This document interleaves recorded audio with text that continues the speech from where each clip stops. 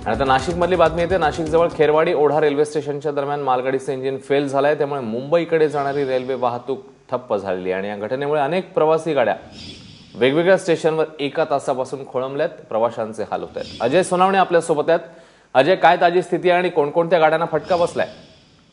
अश्विन, सकाळचा हा पीक आवरचा वेळ असतो। नाशिक मुंबईकडे जाणाऱ्या बऱ्याचशा गाड्या या मार्गावरून जात असतात। सकाळी साधारण 7 ते 7:30 दरम्यान मालगाडीचं जे इंजिन होतं ते नाशिकच्या अलीकडे खेरवाडी ते वड्या दरम्यान ते इंजिन फेल झालेले आहे आणि यामुळे सकाळची पंचवटी एक्सप्रेस ही निघून गेलेली होती, पण त्या मागून जाणारी नागपूर एक्सप्रेस आहे। त्याच्यानंतर आणखीन काही उत्तर प्रदेशातून येणाऱ्या गाड्या असतात, त्या गाड्यांना खोळंबा झालेला आहे।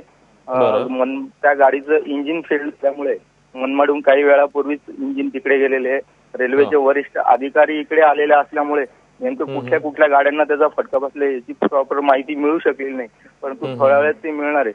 मात्र इंजिन फेल झाल्यामुळे त्याला साधारण 1 ते 1.5 तासाच्या पुरता कालावधी लागू शकतो। अश्विन, अजय, धन्यवाद या माहितीबद्दल।